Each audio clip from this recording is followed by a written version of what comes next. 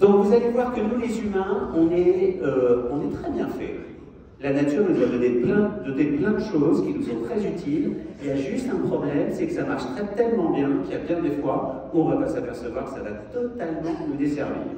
Donc je vais vous montrer les 4 façons, c'est pour ça que j'ai laissé rigidité ou flexibilité, c'est que si on n'y prête pas attention, on va tomber tous autant qu'on est nous les humains dans des panneaux qui vont nous emmener exactement à l'inverse de là où on veut aller. Autrement dit, on va se faire du mal au lieu de se faire du bien. Comme je sais que vous êtes pour beaucoup couché tard, peut-être un peu fatigué, etc., c'est une conférence interactive, donc je compte sur votre participation, c'est-à-dire que je vais vous proposer un certain nombre d'exercices, je vais vous poser un certain nombre de questions, donc je compte sur vous pour me répondre, sinon je vais me sentir très seul, je vais me mettre à pleurer, je vais m'en aller. Donc pour se mettre en jambes, et pour vous réveiller, je vais vous demander de répondre dans votre tête, et ça ne marche pas.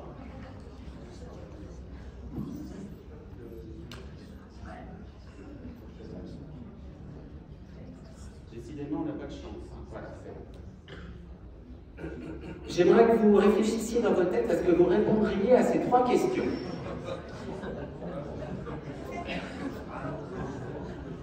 Ça va, tout le monde a ses réponses, la dernière peut demander un peu de calcul mental. Ça y est, tout le monde a sa réponse? Maintenant, je vais vous demander de partager avec votre voisin ou votre voisine sur vos réponses.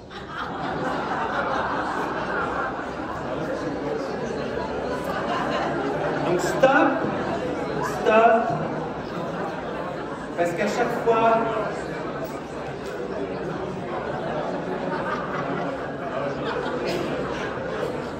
dans tous les groupes, il y a au moins quelqu'un qui dit « Ouais, moi ça ne pose pas de problème, je veux bien répondre. »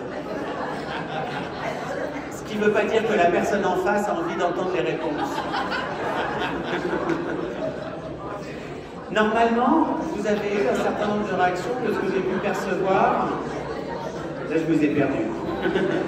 Vous êtes en train de partager vos réponses, là, ou quoi?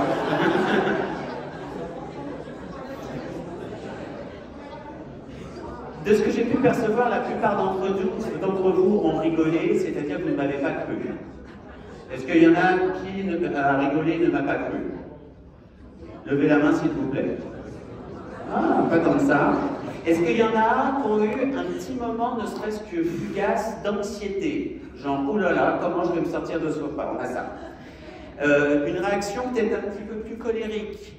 Genre, qu'est-ce que c'est que cette conférence, de nous demander de partager des choses pareilles avec nos collègues, ça va pas non? Est-ce qu'il y en a qui ont eu une réaction un peu comme ça, un peu plus scandalisée? Non, pas trop? Bon, une autre possibilité, et ça je suis sûr que vous êtes plus nombreux, c'est que votre cerveau s'est mis en mode résolution de problème, comment je vais faire pour me sortir de ce truc? Genre, je m'en fous, je vais pas répondre, je m'en fous, je vais pas le faire, je raconte très bien ce que je veux, il y en a qui se reconnaissent là-dedans? Oui, en général, il y a une majorité, c'est-à-dire que notre cerveau, outil de résolution de problèmes, comme vous allez le voir, cherche tout de suite à nous sortir de ce mauvais pas. Donc ça veut dire que vous êtes à peu près 150 dans cette salle, vous avez vu qu'il y a 4, 5, 6 réactions maximum sur 150, c'est pas beaucoup. On est finalement assez prévisibles, les humains. Mais c'est pas ça qui est intéressant. Ce qui est intéressant, c'est que c'est pas vous qui avez choisi votre action. Vous n'avez pas choisi de douter ou de rire, vous n'avez pas choisi d'avoir peur, vous n'avez pas choisi d'être scandalisé, vous n'avez pas choisi que votre cerveau se mette en mode résolution de problème. C'est la réponse qui vous a trouvé. C'est votre réaction qui vous a trouvé. C'est-à-dire qu'il y a tout un tas de choses dans notre mode de fonctionnement qu'on pense qu'on contrôle, qu'on ne contrôle absolument pas. Vous n'avez pas contrôlé votre réaction, c'est elle qui vous a choisi. Vous n'avez pas choisi non plus d'être dans une culture où ça ne se fait pas de parler dans un environnement professionnel d'argent, de politique et de sexe. Vous pourrez très bien imaginer que ce soit tout à fait naturel de parler de ces choses-là. Vous n'avez pas choisi ça non plus. Bref, il y a plein de choses qu'on n'a pas choisies. Ça ne veut pas dire qu'on ne peut pas apprendre à les contrôler, les modifier, à les gérer au mieux de nos intérêts. Donc on va passer en revue le programme des 3 quarts d'heure. Le programme des 3 quarts d'heure, c'est, je vais vous montrer les 4 façons d'être rigide, en quoi ces 4 façons correspondent à des besoins naturels, une fonction utile dont la nature nous a doté, et en même temps à une façon, et c'est là où vous allez avoir un certain nombre d'exercices pour que vous puissiez l'expérimenter sur vous-même. On verra ces 4 façons, et à la fin, je vous donnerai un outil de pilotage de vous-même. On fera un exercice ensemble, et c'est là où j'aurai besoin de votre participation encore plus active, pour vous montrer comment vous allez pouvoir éviter de tomber davantage dans ce panneau-là. Donc, on va voir les 4 façons d'être rigide. À chaque fois, il y a une fonction psychologique, biologique, etc. utile qui fait que ça existe. Notre première façon d'être rigide, c'est ce qu'on ressent. C'est nos émotions, avec un principe fondamental qui est d'éviter l'inconfort. Les humains, ça cherche à se sentir bien et ça n'aime pas se sentir mal. Parce qu'à l'époque préhistorique, se sentir mal, ça voulait dire quick. Sauf que nous, on est devenus douillés psychologiquement. Moi, dans nos sociétés aujourd'hui, c'est une chance. C'est que dès qu'on est un petit peu malheureux, qu'on n'est pas totalement satisfait, qu'on n'a pas eu totalement ce qu'on voulait, on est très très malheureux, on veut s'en débarrasser. Donc, ça a un principe de survie qui fonctionne très bien. Le problème, c'est que dans un objectif de bien-être, ça marche beaucoup moins bien parce que c'est pas fabriqué pour. Votre cerveau, on n'a rien à faire que vous soyez heureux, il veut juste que vous sauviez votre peau. Si je vous montre ça, qui est un schéma très classique des émotions, c'est une sorte de thermostat interne. Quand on se rapproche de nos valeurs, on atteint nos objectifs, nos besoins sont satisfaits, on ressent des choses plutôt sympas, on ressent de la joie, de la satisfaction, de la fierté, de la sérénité, blablabla. De l'autre côté, quand je m'éloigne de mes objectifs, que je ne les atteins pas, que je m'éloigne de mes valeurs, que je m'éloigne de mes besoins, je vais ressentir des trucs beaucoup moins agréables, de la frustration, de la tristesse, de la déception, etc. etc. Ça vous paraît une évidence, ce truc? Eh bien, pas de chance, ça ne marche pas comme ça, c'est les humains. Vous pensiez quand même pas que j'allais venir vous raconter des fadaises pareilles pendant 3 quarts d'heure. Donc vous allez voir que c'est un petit peu plus compliqué que ça. Je vais vous demander de réfléchir dans votre tête et je vous demande juste de prendre la première chose qui vous vient à l'esprit. Ne prenez pas ça en mode résolution de problème, genre je vais faire une liste exhaustive. La première chose qui vous vient, si vous restez à vivre 1 an, qu'est-ce que vous feriez de cette dernière année? Est-ce que vous continueriez ce que vous faites aujourd'hui, votre travail comme si de rien n'était? Ou est-ce qu'il y a des choses que vous changeriez? Et si oui, quoi? Donc juste dans votre tête, est-ce qu'il y a des choses qui vous viennent? Levez la main que je puisse repérer. Ouais, à peu près tout le monde, super. Pas de chance, c'est pas 1 an qui vous reste, c'est 1 mois. Est-ce que vous faites exactement la même chose que vous feriez si vous restez 1 an? Ou est-ce qu'il y a déjà des choses qui viennent un peu différentes? Là encore, qu'est-ce qui vous vient à l'esprit? Est-ce qu'il y a une idée qui vous vient de qu'est-ce que je fais de ce dernier mois? Ouais, à peu près tout le monde, super. Vous me voyez venir? Un jour, c'est aujourd'hui. Demain matin, 9h45, terminé, tombé de rideau. Qu'est-ce que vous faites de cette dernière journée? Là encore, prenez juste ce qui vous passe par l'esprit. Ça y est, tout le monde a une réponse? Ouais, super. Vous êtes coincé à quel nom de lieu? Et puis enfin, 1 heure. On va la passer ensemble. Est-ce que vous restez dans cette pièce? Qu'est-ce que vous faites pendant cette dernière heure? Là encore, qu'est-ce qui vous vient le premier à l'esprit? Est-ce que quelqu'un a des idées qui viennent? À peu près tout le monde. Génial. Maintenant, je vais vous proposer un exercice. J'aimerais que vous le mettiez en binôme. Alors j'espère que vous êtes un nombre pair. Donc et c'est un vrai exercice, c'est pas comme le premier où je vous disais de ne pas le faire, mais c'est un vrai exercice. Je vais vous demander de vous tourner vers votre voisin ou votre voisine. Donc allez-y, faites-le, tournez-vous l'un vers l'autre.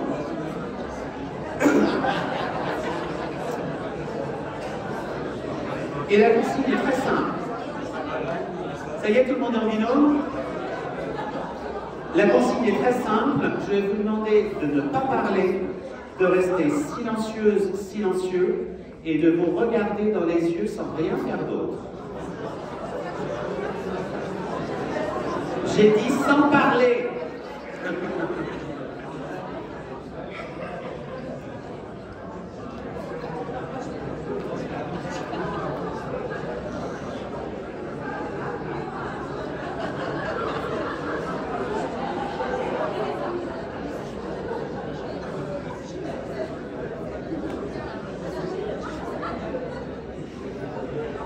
Ça va durer une cinquantaine de minutes.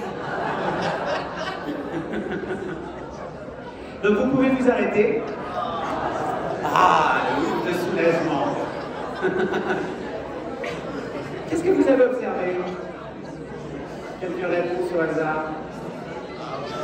C'est gênant. Quoi d'autre? On a envie de parler, parfois on a envie de sourire. Vous aurez peut-être observé qu'il y a, d'ailleurs certains ont parlé, certains ont envie de rire, voire on rit. Vous aurez vu qu'il y a des moments d'échappement où on détourne un peu le regard. Il y a une manière un peu plus subtile et efficace, c'est je te regarde, mais je pense totalement à autre chose. Ce qui fait que je suis en train de te regarder, mais en fait je suis pas là. Donc l'autre il voit que du feu. Donc vous avez remarqué que sur ce truc très simple, ça crée une gêne incroyable, un inconfort, et on utilise tout un tas de stratégies pour que ça s'arrête le plus vite possible. La preuve, quand j'ai dit ça s'arrête, j'ai dit ah. Et c'est là qu'il y a un paradoxe. Je vous tiens le pari dans la question précédente, quand je vous ai dit il vous reste 1 heure à vivre, je suis sûr qu'il y avait des humains dedans. Pour beaucoup d'entre vous. C'est j'appelle les gens que j'aime pour leur dire que je les aime, qu'ils vont manquer, etc.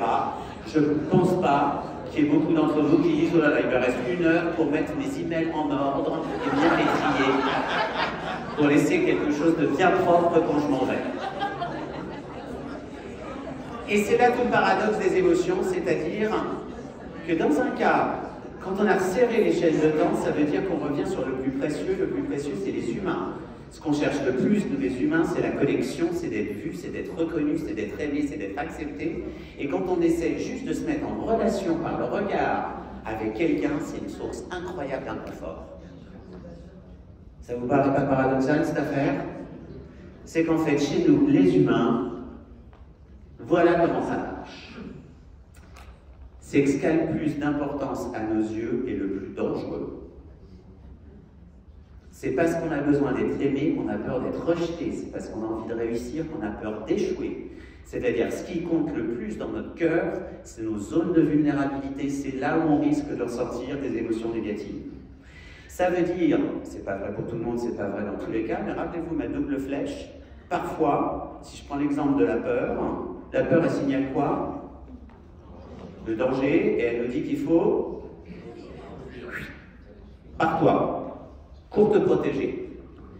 Et la plupart du temps dans nos vies modernes, la peur, c'est le signe qu'on est en train de se rapprocher de ce qui compte le plus à nos yeux. Sinon, on n'aurait pas besoin d'avoir peur, on serait juste indifférent. Donc posez-vous la question, est-ce qu'il y a vraiment un danger, ou est-ce qu'au contraire, je suis en train d'arriver dans l'œil du cyclone, c'est-à-dire ce qui est le plus important pour moi, que ce soit personnellement, professionnellement, etc. Donc cette double flèche est beaucoup plus compliquée que ça. Donc, et si on cède à la peur, ce que beaucoup on va faire, j'ai peur de faire une présentation publique, je vais trouver des excuses, je vais trouver quelqu'un pour me remplacer, je vais me faire porter balle, ouf de soulagement. Sauf que si j'ai aussi peur de parler en public, c'est que j'ai envie que les gens en face de moi m'apprécient, me respectent, acceptent mes idées, m'entendent, etc. Sinon j'aurais pas besoin de prendre mes jambes à mon cou. Deuxième exercice, donc ça veut dire que retenez ça pour les émotions, ne cédez pas devant l'inconfort, l'inconfort peut être le signe que vous êtes dans la bonne direction, ça veut dire qu'il faut entendre le message, et le message c'est qu'est-ce qui est si important à mes yeux pour que je réagisse comme ça. Deuxième exercice, et je vais vous demander à nouveau de vous mettre en binôme.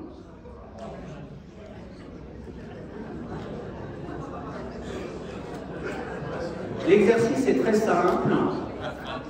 Là, je vais vous demander donc de vous tourner vers votre voisin ou votre voisine et de tomber éperdument amoureuse ou amoureux de votre voisin ou votre voisine. Alors, non. C'est pas ça que je veux. Je veux pas, on se fait des gros câlins, on se fait des amours. Je veux qu'à l'intérieur, vous ressentiez une passion dévorante. Là, maintenant, tout de suite, vous avez 10 secondes.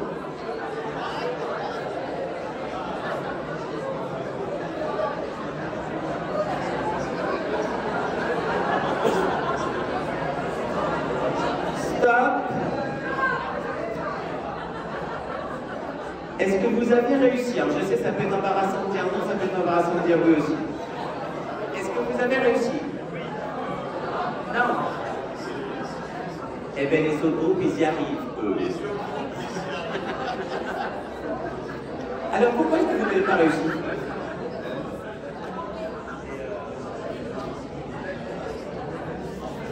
J'attends une réponse. Qu'est-ce qui fait que vous n'avez pas réussi et que vous vous êtes dit c'est pas possible? Ça ne se maîtrise pas, ça ne se commande pas. Et c'est là où il commence à se passer quelque chose d'un peu étrange. Je vais vous demander, donc là on est dans la sphère affective, c'était un sentiment, c'était pas une émotion, mais on est dans la sphère affective positive, agréable, et là c'est une évidence que ça ne se commande pas. Maintenant, je vais vous demander de lever la main si au moins une fois dans votre vie, vous vous êtes dit « Je devrais arrêter d'être énervé pour si peu. Je devrais arrêter de m'en faire pour des broutilles. Je devrais arrêter de culpabiliser. Je devrais arrêter d'avoir honte. » Ouais, bravo, bienvenue chez les humains. Ça vous paraît pas louche, cette affaire? Et d'un côté, c'est agréable, c'est évident que ça ne se contrôle pas, et de l'autre, c'est évident qu'on devrait être capable de le contrôler. Et vous savez pourquoi on tombe dans ce panneau-là? C'est parce que depuis tout petit, on nous le fait croire. C'est les parents qui nous disent « Arrête, t'as pas de raison d'avoir peur, hein. Sois pas énervé ». C'est très très rare que les parents disent aux enfants « Écoute, t'es fatigant avec ta joie, là. Arrête un peu d'être heureux. C'est énervant à la fin. » On nous dit qu'on devrait être capable d'arrêter. L'ironie de l'histoire, en plus, c'est, vous savez quoi? C'est pourquoi est-ce que les parents demandent ça aux gamins? C'est parce que ça génère des émotions négatives chez eux. Sauf que si on pouvait le contrôler, les parents ils contrôleraient leurs émotions négatives, ils n'auraient pas besoin de demander aux gamins de le faire. Autrement dit, ils demandent aux gamins de faire ce qu'eux, ils ne sont pas capables de faire. Sauf que nous, on est tout petits, c'est des grands qui nous le disent, donc ils ont l'air de savoir faire, et on arrive dans la vie adulte en étant persuadés qu'on devrait être capable de contrôler notre colère, notre honte, notre culpabilité, etc. Vous avez compris maintenant que c'est pas possible. Pourquoi c'est pas possible? Parce que c'est le reflet de nos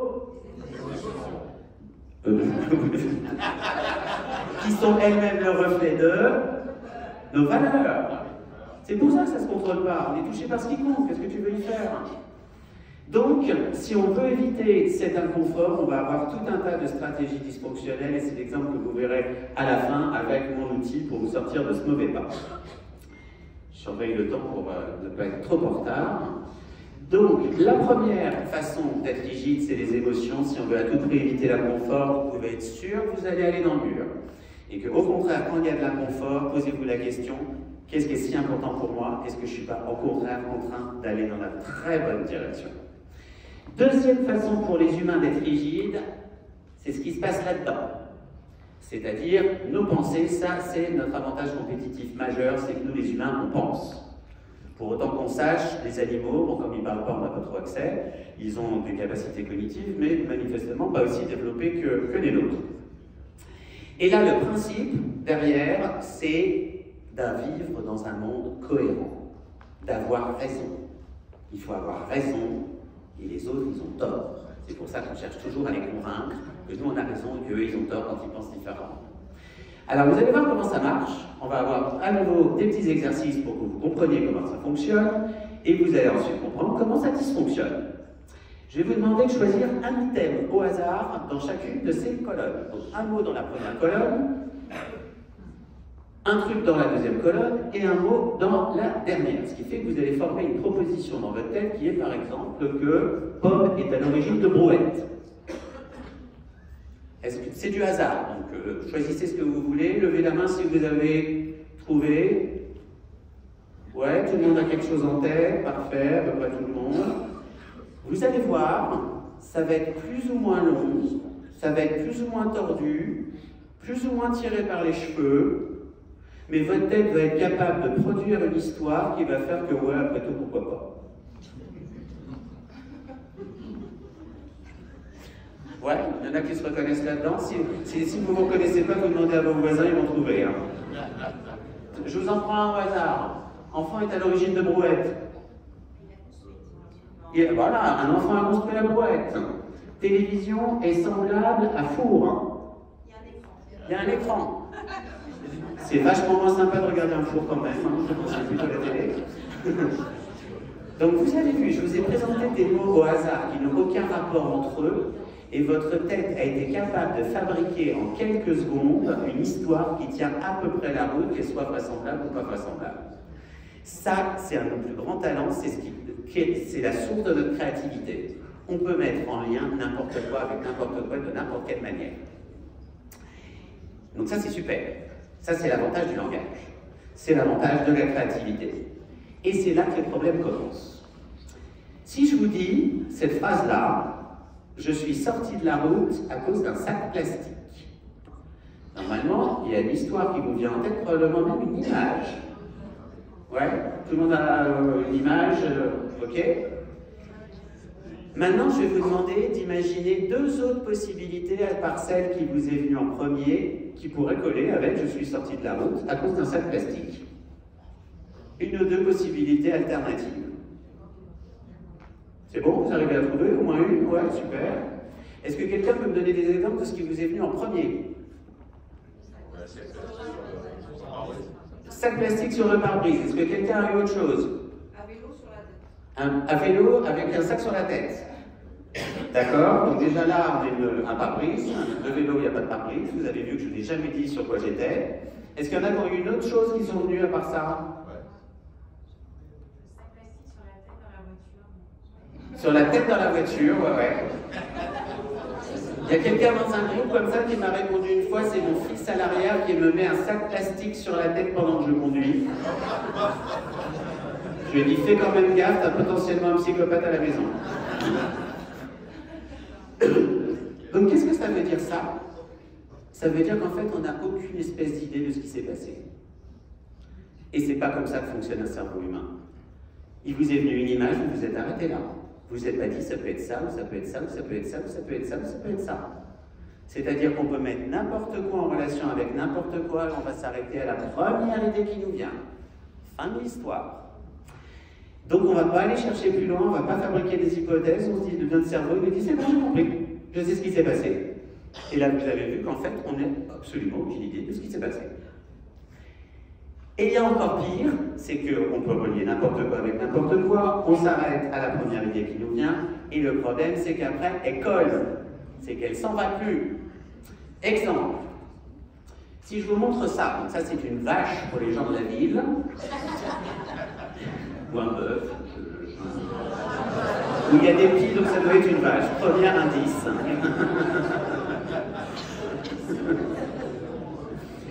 Si je vous montre ça, pour la plupart d'entre vous, sauf si vous êtes végétarien ou vegan, c'est quelque chose qui ne vous choque pas beaucoup. En tout cas, même si vous l'êtes, vous pouvez concevoir que d'autres personnes mangent du beefsteak. Vous êtes d'accord avec ça? Normal. Si maintenant je vous présente ça, et là vous voyez venir, et que je vous mets ça, alors je n'ai pas réussi à trouver sur Google de chat en train de cuire sur un barbecue, donc je me suis contenté de ça. Là, vous avez vu, votre réaction n'est pas la même. Parce que dans un cas, il y a les animaux qui se mangent, qu'on appelle le bétail, et il y a les animaux qui ne se mangent pas, qui s'appellent les animaux domestiques. Je peux réussir intellectuellement à essayer de vous convaincre, mais si, les chats, il y a des cultures dans lesquelles on mange, il paraît que ça a le goût de poulet. Je ne sais pas si vous avez remarqué, mais les trucs que personne ne mange, ça a toujours le goût de poulet. C'est comme les criquets, des trucs comme ça, on dit toujours, ça a le goût de poulet. Donc, rationnellement, je peux essayer de vous convaincre que, ouais, bon, ok, pourquoi pas, on peut manger du chat. Mais si je vous dis maintenant, eh ben, bonne nouvelle, je suis ravi de t'avoir convaincu, il y a sous ta chaise une assiette avec une cuisse de chat que tu vas pouvoir manger maintenant. Quelle va être votre réaction? C'est-à-dire que cette pensée-là, que ça ne se mange pas, est restée et va rester pour un bon moment. Et que même si on a été convaincu rationnellement, il y a toujours cette pensée première qui est que non, hors de question, tu ne me feras pas faire ça. Donc là, on est sur les histoires. On se raconte des histoires, on gobe la première, et puis après, elle ne bouge plus. Il y a un deuxième type de pensée qu'on appelle les règles. Donc les règles, c'est simple, c'est voilà ce qu'il faut que tu fasses, voilà ce que tu as le droit de faire. Est-ce que vous avez déjà mangé de ce truc-là? Donc c'est un champignon pour les gens valides. Est-ce que vous avez déjà mangé de ce truc-là? Non. Pourquoi?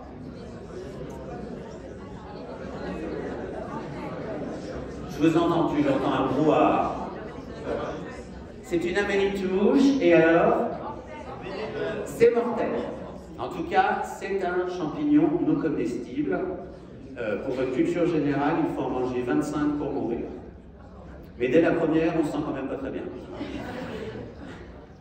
Comment vous savez que ce truc est mortel, ou en tout cas pas comestible, alors que vous n'en avez jamais mangé? Ça se trouve, c'est un complot. C'est comme les truffes, c'est délicieux, et il y a des gens qui nous ont convaincus qu'ils ne allaient surtout pas en manger parce qu'ils veulent se les garder pour eux. Comment vous savez que c'est dangereux? On nous l'a appris. Ça, c'est notre avantage compétitif majeur pour nous les humains, c'est-à-dire qu'on n'a pas besoin de faire des bêtises par nous-mêmes, il suffit qu'il y en ait qui les aient fait, qu'on nous les raconte pour qu'on les fasse pas. Ok, ça marche pas tout le temps. Mais quand vous regardez, dans l'éducation des enfants, beaucoup de choses fonctionnent comme ça. Ne parle pas aux inconnus, regarde à droite, à gauche avant de traverser, mets pas tes doigts dans la prise, mets pas ça dans ta bouche, c'est sale. C'est tout un tas de règles qu'on est en train de leur apprendre. Et ça leur évite, dans bien des cas, de faire des bêtises, même s'ils en feront quand même, surtout à l'adolescence. C'est ça qui fait qu'on a des process et des procédures dans les entreprises. C'est que chacun, quand on arrive dans un poste, on n'a pas besoin de réinventer l'eau chaude, on sait exactement ce qu'il faut faire pour bien faire son boulot. C'est génial, non? Comme pour la créativité de tout à l'heure, il y a juste un problème. Et pour que vous compreniez le problème, je vais vous raconter une expérience de psycho. On prend deux groupes, les deux groupes, donc avec des participants dans chacun des groupes, et ils ont chacun un bouton devant eux et un compteur au-dessus. Aux deux groupes, on donne une instruction très générale, donc pas la règle précise de ce qu'il faut faire. On leur dit, si vous appuyez correctement sur le bouton, alors, à chaque fois que vous le faites, le compteur tourne, vous empochez 1 €. Le premier groupe, on lui dit rien d'autre. Le deuxième groupe, on lui met une règle dans la tête.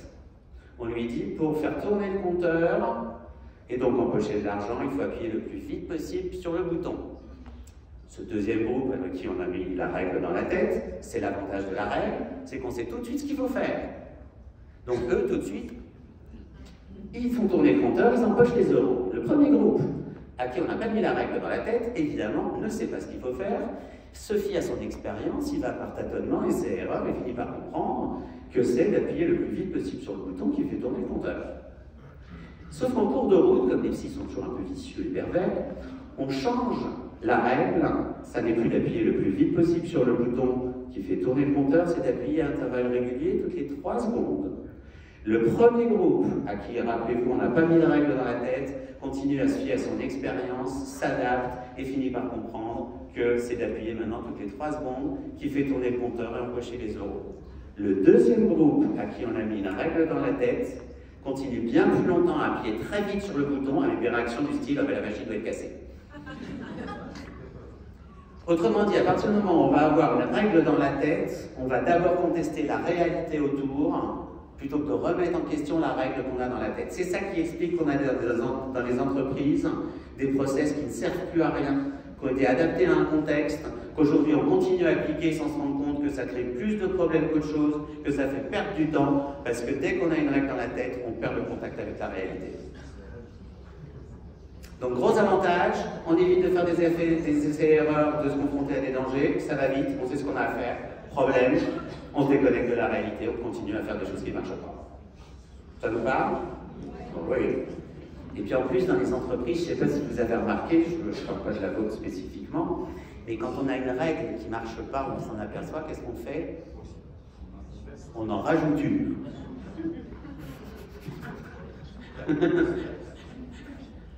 Qui elle-même va gérer des effets pervers, donc on va encore en rajouter une.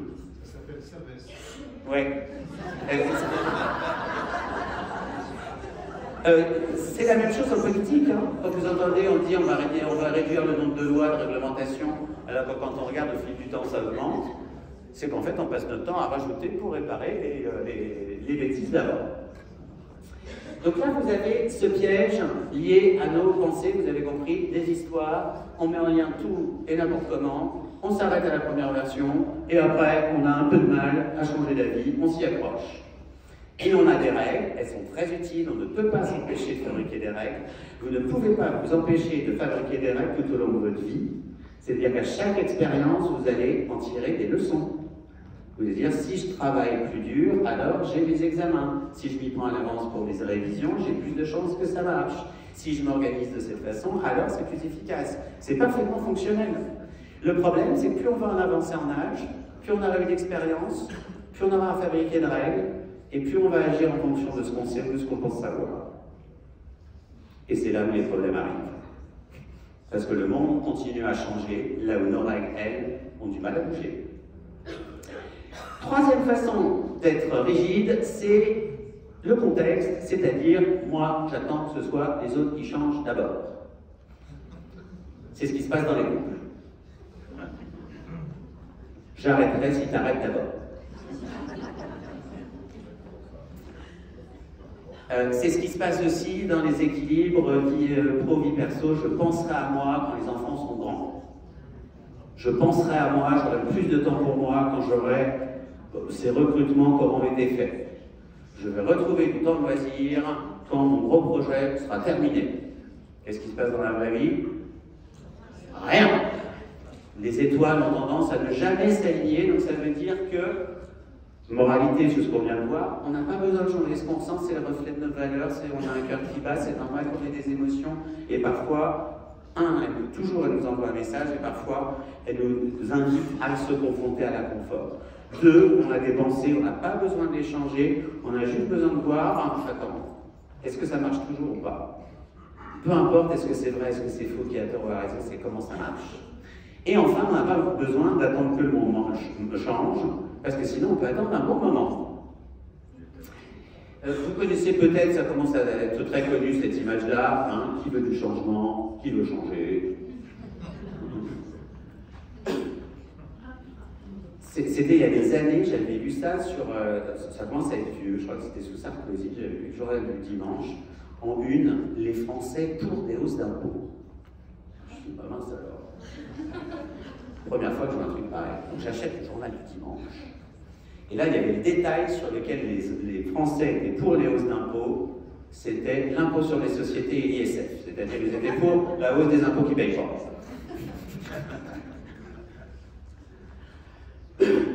Donc la question, ça va être qu'est-ce qu'on va faire pour changer et pour ne pas tomber dans des pots de banane.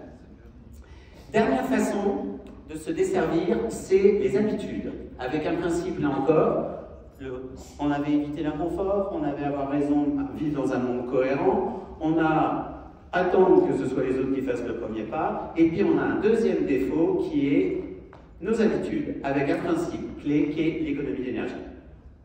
C'est-à-dire que tout ce qu'on peut automatiser, on le fait.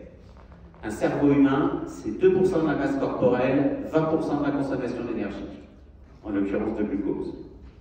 Donc un cerveau humain, tout ce qu'il peut automatiser, il le fait. Pour ceux qui ont le permis de conduire, moi je ne l'ai pas, c'est de la science-fiction pour moi, mais regardez vos premières heures de conduite où on est très concentré, machin, et puis maintenant on est capable de téléphoner en même temps, il ne faut pas le faire, mais on le fait quand même. Il y a plein de choses comme ça qu'on va faire de manière très automatique, sans se poser de questions, parce que sinon on serait juste épuisé. Imaginez ce matin, juste ce matin, entre le moment où vous êtes réveillé dans votre lit, s'il avait fallu coller des post-it partout, penser à se lever, aller faire pipi, ensuite il faut prendre la douche, penser à prendre la serviette de toilette, aller chercher les vêtements, etc. Vous avez suivi un circuit automatique sans vous poser de questions et c'est parfaitement fonctionnel. Donc ça permet d'aller vite, ça permet d'automatiser, ça permet de ne pas se fatiguer. Le problème, et ça commence très très tôt. Regardez la difficulté qu'il y a de passer de ça à ça. C'est déjà une galère, c'est une première habitude très dure à changer. Dès tout petit, on est des machines à fabriquer les habitudes. Ça a des avantages, par exemple, normalement, ce matin, quand vous êtes levé, vous n'êtes pas dit, ça y est, c'est notre séminaire, c'est le moment des bonnes résolutions, c'est décidé, ce matin, je me brosse les dents. Est-ce qu'il y a quelqu'un qui s'est dit ça et qui va oser l'avouer? Normalement, non. C'est-à-dire que maintenant, on le fait de manière tout à fait automatique, le matin, le soir, sans se poser de questions, voire même on est inconfortable quand on n'a pas la possibilité de le faire, on se dit « mince, j'ai oublié ma brosse à dents ». Rappelez-vous, pour ceux qui ont des enfants, pour leur faire se brosser les dents quand ils sont gosses. Donc ça, c'est super, on a automatisé des comportements de santé comme ça, qui nous rendent service. On a pris l'habitude de se laver sans se poser de questions, on a pris l'habitude de se brosser les dents sans se poser de questions, donc génial. Le problème, c'est qu'il y a d'autres habitudes qui se mettent en place qui sont marrantes. Tabac, alcool, drogue. J'ai une amie qui me racontait hier, elle me disait en fait, j'étais avec mon ami, on faisait du bateau quasiment tous les jours, machin, ils sont à la retraite. Et puis elle m'a dit, au bout d'un moment, je me suis rendu compte que je buvais un litre de vin par jour. Et je m'en étais pas rendu compte. C'est-à-dire que ça s'était fait petit à petit, c'était devenu une habitude. Donc maintenant, elle a dit stop, je ne bois plus de gouttes d'alcool. Mais ces habitudes vont se mettre en place sans qu'on s'en rende compte. La cigarette, c'est pareil. Pour ceux qui fument, la première cigarette, vous l'avez trouvée comment? Dégueulasse. Et maintenant, regardez combien c'est difficile d'arrêter. Je suis le premier à dire, je suis fumeur. Donc, il va falloir essayer de sortir de tout ça. On n'a pas besoin de changer ce qu'on ressent, puisque c'est normal. On n'a pas besoin de changer ce qu'on pense, puisque c'est manifestement très dur, que ce soit les histoires ou les règles. On n'a pas besoin d'attendre que le monde change, il suffit qu'on soit le changement qu'on veut voir. Et enfin, la seule chose qu'on va avoir peut-être intérêt à changer, c'est nos habitudes. Donc on va voir maintenant comment on s'en sort. Voici l'outil pour vous débloquer. Je vous raconterai 2 anecdotes sur comment on tombe dans le panneau de on pense se faire du bien et on pense qu'en fait on se fait du mal. Donc c'est une matrice, c'est 2 axes, 4 cases. Ça va? Ça va aller, même après une nuit difficile. Donc il y a un premier axe qui est la différence entre ce qui se passe à l'intérieur de nous et ce qui se passe et ce qu'on fait à l'extérieur. Ce qui se passe à l'intérieur, c'est ce qu'on pense, c'est ce qu'on ressent, c'est nos sensations physiques. Donc bref, c'est tout ce qui est dedans. Ce qui est à l'extérieur, c'est ce qu'on peut voir avec une caméra, c'est-à-dire ce que vous faites avec les bras et les jambes et ce que vous dites éventuellement. Ça va jusque-là? Parfait. Donc, ce qui est au-dessus de la ligne d'horizon, la ligne horizontale, ça se voit. Ce qui est en dessous, ça se voit pas. Deuxième axe, c'est un axe d'efficacité. Il y a des choses qui marchent, il y a des choses qui marchent pas. Il y a des choses qui vous rapprochent de ce que vous voulez, et il y a des choses qui vous éloignent de ce que vous voulez. Ça va? Vous me suivez toujours? Maintenant, on va arriver aux 4 cases. Si on combine tout ça, ce qui se passe à l'intérieur de moi et qui me rapproche de ce que je veux, c'est ce qu'on appelle des valeurs. Au sens propre du terme, c'est qu'est-ce qui est important pour moi, qu'est-ce que je veux. Vos valeurs, on n'en a absolument rien à faire. Ce qui compte, c'est quoi? C'est quelle case? C'est la case du dessus. C'est qu'est-ce qu'on va en faire? Est-ce qu'on est en cohérence dans nos actions avec ce qu'on estime important ou est-ce qu'au contraire, on est en décalage? Si j'ai une super valeur de générosité, mais qu'avec les bras et les jambes, je pense toujours qu'à ma pomme, ça n'a aucune espèce d'importance. Donc la question, c'est comment est-ce qu'on renforce la cohérence entre les deux. De l'autre côté, les choses qui se passent à l'intérieur de moi et qui m'éloignent de ce que je veux, qui me desservent, on appelle ça des hameçons. Pourquoi est-ce qu'on appelle ça des hameçons? C'est comme les poissons. 1, c'est très difficile de les voir. 2, c'est très tentant d'y mordre. 3, une fois qu'on y a mordu, qui est-ce qui décide? C'est le pêcheur. Autrement dit, on se fait mener par le bout du nez, et les hameçons, c'est ce qu'on a vu avant. C'est nos émotions, c'est nos pensées, c'est nos habitudes, etc.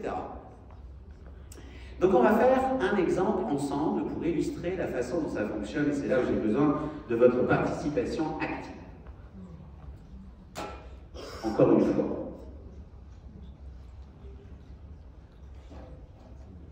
Donc, je suis du côté des valeurs, donc ça se passe à l'intérieur de moi, je vais estimer que la santé c'est quelque chose de très important, d'ailleurs on a plutôt intérêt à s'occuper un peu de cette valeur santé parce qu'il faut au moins être en vie pour faire le reste. Vous avez compris que cette case, on n'en a rien à faire. Qu'est-ce qui compte? C'est la case du dessus, bravo! Si je veux donc incarner davantage en cohérence avec cette valeur de santé, je peux par exemple décider de faire du sport, bravo! J'adore cet exemple, ça marche à tous les coups. Et là, c'est important pour moi la santé, j'ai décidé, en plus on est en début d'année, on est en janvier, c'est le moment idéal des bonnes résolutions, que personne ne tient. Donc, j'ai décidé d'aller à ma séance de sport, je rentre chez moi le soir, je vois mon sac de sport qui me regarde dans le blanc des yeux, et là je me dis, j'ai la flemme, je suis fatigué. Donc là, vous avez repéré l'hameçon. C'est quel hameçon dans les quatre qu'on a vus avant? Émotion. J'ai pas envie, je suis fatigué, à l'intérieur de moi, il y a un truc qui n'a pas envie. On peut rajouter un deuxième hameçon. Un hameçon pensé, une histoire sur moi-même qui va rendre tout ça bien plus cohérent. Par exemple, j'ai aucune volonté. Comme ça, on est bien sûr qu'on va pas y aller.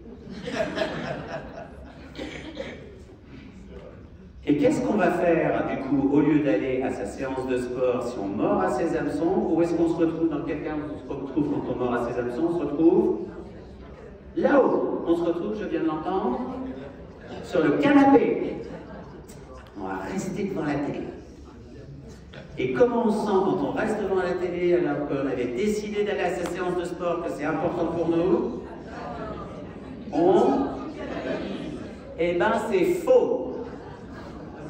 Ça, c'est après. Qu'est-ce qui se passe quand on se pose sur le canapé? Ah, j'ai bien fait de ne pas y aller. C'est après que la culpabilité arrive, mais sur le moment, et c'est ça, et vous allez retrouver dans les deux exemples que je vous donnerai après, c'est ça qui fait qu'on continue à faire des choses qui nous desservent, c'est que sur le coup, ça fait du bien. Et ce qui fait du bien, on continue.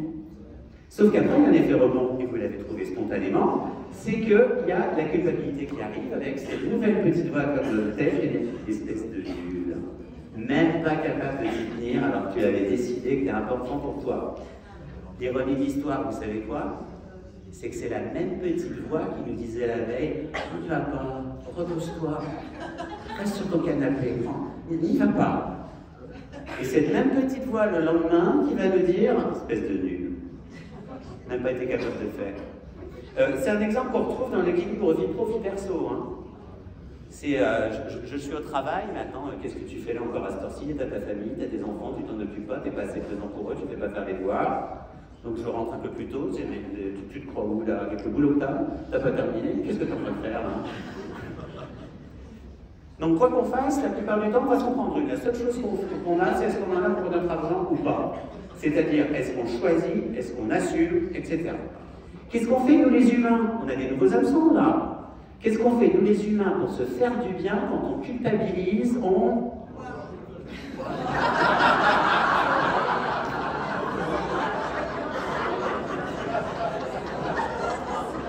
C'est Marie-Claire qui s'est grillée, là? Non, c'est pas...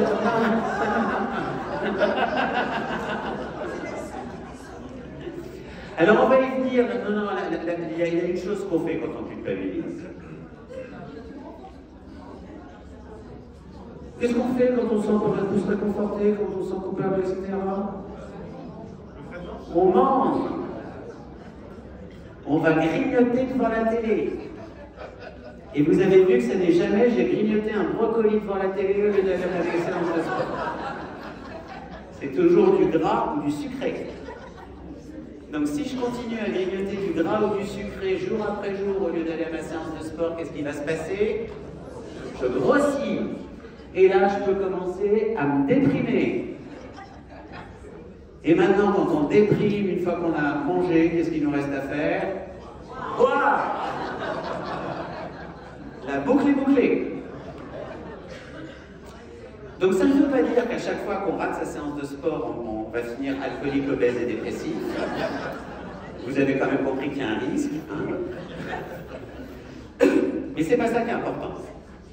Ce qui est important là, c'est au nom de quoi je choisis. Est-ce que je choisis à gauche ou est-ce que je choisis à droite? C'est-à-dire que ce soir-là, peut-être que prendre soin de ma santé, c'est de me coucher de bonne heure. Peut-être que c'est de me reposer. Peut-être que c'est de prendre un bain. Peut-être que c'est même pas la valeur santé que je vais choisir pour aujourd'hui, c'est les relations. J'ai envie de passer du temps avec les gens que j'aime. Sinon, ça s'appelle une règle. On a basculé de l'autre côté, c'est un hameçon. Il faut absolument que j'y aille, même si ce n'est pas une valeur pour moi. De la même manière, si j'aurais très bien pu ne pas mordre à l'hameçon, on peut être fatigué, ne pas avoir envie, et y aller. Parce qu'une fois qu'on y est allé, même quand on était fatigué, qu'on n'avait pas envie, qu'est-ce qui se passe après? On se sent bien, c'est pareil pour les dîners avec les amis. Ah, je suis crevé, ça m'enquiquine ce dîner. Bon, après, ça dépend des amis. Des fois, on le regrette aussi après. Mais souvent, si c'est des vrais amis, on se dit « Ah, c'est bien, ça m'a changé les idées, ça m'a donné de l'énergie. » Et vous en parlez dans la conférence donc, sur prendre soin de soi. En fait, un cerveau humain, vous avez compris que je n'aime pas beaucoup le cerveau humain dans son ensemble, parce que je pense qu'il nous dessert autant qu'il nous sert. C'est qu'un cerveau humain, dans notre vie privée, nous fait croire que pour faire, il faut avoir envie. Vous imaginez si ça s'appliquait à la vie professionnelle aussi? Il y a des gens qui sont encore dans leur vie en ce moment. Et en fait, c'est pas la vraie règle. Vous vous rappelez, on suit des règles qui ne marchent pas, il faut avoir envie pour faire. Est-ce que vous pensez que vous allez vous réveiller un matin en vous disant oh, j'ai une envie de faire du sport aujourd'hui, un truc de ouf? Non. La vraie règle, c'est pas il faut avoir envie pour faire, c'est il faut faire pour avoir plus de chances d'avoir envie la fois d'après. C'est ça qui fait que c'est aussi dur de s'y remettre une fois qu'on a arrêté le sport. On va reprendre encore cet exemple-là. Donc la question pour vous, c'est est-ce que je suis à gauche? Est-ce que je suis en train de me défouler? Est-ce que je suis en train de gérer mon mal-être? Est-ce que je suis en train d'obéir à mes émotions? Est-ce que je suis en train d'obéir à l'histoire que je me raconte? À suivre une règle qui ne fonctionne pas? Ou est-ce que je suis en train de choisir quelque chose d'efficace en fonction de ce qui est important pour moi? Pour le dire autrement, est-ce que je cède au petit diable et je tombe dans le piège? Soit je regarde qu'est-ce qui est le plus important, qu'est-ce qui a le plus de sens pour moi, et qu'est-ce qui sera le plus efficace, qui aura le plus de chances de me permettre d'accéder au bonheur et aux valeurs. Je vais vous donner deux exemples de choses. Vous vous rappelez, je ne suis pas allé à mes séances de sport avant la culpabilité, il y a le... Et émotionnellement, il y a le canapé et le soulagement. Je vais vous donner deux exemples où on pense se faire du bien et où en fait on se dessert totalement. Il y a des années, je crois que ça remonte à une... Bon, ça commence à dater, on s'en rend compte assez vite que ça ne marchait pas. Comme je suis psy, donc c'est un truc de psy, il y a des gens qui ont des problèmes de gestion de la colère. Vous avez peut-être entendu parler de ça. À un moment donné, la thérapie de choix pour ces gens-là, c'était de se défouler. On leur dit, tu tapes dans un punching ball. Il y avait même des endroits faits pour, où ils avaient de la vaisselle et tout, il fallait tout défoncer, pour qu'ils se défoulent, etc. Et qu'est-ce qui se passait? Ils devenaient de plus en plus colériques. Parce que ça fait du bien. Ça fait du bien de se défouler. Et quand ça fait du bien, nous les humains, on continue. C'est la même chose qui se passe quand on se plaint. Ça fait du bien sur le coup et on est en train d'entretenir notre mal-être. On est en train de mordre un magnifique hameçon avec un truc qui ne sert absolument à rien. Deuxième exemple, c'est une expérience qui a été faite, alors on m'a traité de misogyne une fois dans une conférence à cause de ça, ça s'appelle les Fat Talks. Alors pourquoi misogyne? Parce que c'est une étude faite par une femme, et avec que des femmes. Donc les Fat Talks, c'est les femmes qui parlent entre elles de leur poids. Alors c'est pas misogyne du tout, c'est que moi j'ai rarement vu des mecs se dire entre eux, j'ai un peu grossi en ce moment. Les mecs ils disent pas ça. Et donc ils ont mesuré ce qui se passait pour ces femmes qui disaient alors tu trouves pas que j'ai pris du poids, mais non ma chérie tu es magnifique, tu rentres toujours dans ton petit 38, tout ça. Et ils se sont rendus compte que ces femmes-là, plus elles parlaient avec leurs copines de leur poids, plus sur le moment ça apportait du réconfort, et sur la durée, plus elles se sentaient mal, elles avaient une mauvaise image d'elles-mêmes. C'est un autre exemple de, à chaque fois qu'on cherche à se défouler, à se faire du bien à court terme, on se génère plus de problèmes à long terme. Moi, c'est un exemple, je suis humain comme vous tous, c'est-à-dire tous ces panneaux dont je viens de vous parler, moi aussi, je tombe dedans régulièrement. Là, je ne vous ai pas appris comment on ne mord pas aux hameçons, parce que je fais ça dans mes formations, mais même dans mes formations, ce que j'apprends aux gens, je tombe dans le panneau moi aussi régulièrement. En fait, ce que je leur dis en introduction, je leur dis, moi je suis un prof de fitness pour la tête. Je ne sais pas si vous savez, quand on s'inscrit dans une salle de sport, on a une première heure avec un coach qui nous montre les machines, il on a notre plan avec l'exercice, etc. Donc moi, c'est ce que je fais. Bon, à la fin de l'heure, tu ne seras pas plus musclé, plus machin, tout truc. Et puis, c'est pas le coach qui va faire le sport à ta place. Bon, ben, la tête, c'est pareil. On a besoin régulièrement d'entretenir, d'être vigilant pour ne pas retomber dans notre fonctionnement naturel. Moi, très souvent, ça m'arrive, j'ai des choses à faire dans la journée où je grogne. Et puis à un moment, boum, j'ouvre les yeux, j'ai dit, de toute façon, tu vas te taper. Donc tu as le choix entre le faire en geignant ou le faire sans gêne. Qu'est-ce que tu choisis? Donc pensez à, est-ce que je suis à gauche, est-ce que je suis à droite, est-ce que je suis en train de nourrir le monstre et de lui obéir, c'est-à-dire je me fais du bien sur le coup, je suis en train de me plaindre, je me morfonds, etc. Et encore une fois, il ne s'agit pas de nier les difficultés, il s'agit de dire, est-ce que en fait ça sert à quelque chose, est-ce que je ne suis pas en train de me faire du mal, même si sur le coup j'ai l'impression de me faire du bien. Est-ce qu'il n'y a pas quelque chose de plus utile, qui prendrait plus soin de moi, qui serait voire plus productif, si j'agissais de l'autre côté? Donc rappelez-vous juste de ça. Est-ce que je suis à gauche? Est-ce que je suis à droite? Est-ce que je suis en train de faire? Est-ce que je nourris le monstre? Ou est-ce que je fais ce qui est bien pour moi, pour le collectif, pour l'humanité? J'ai terminé. Vous pouvez... je fais de la pub pour mes bouquins.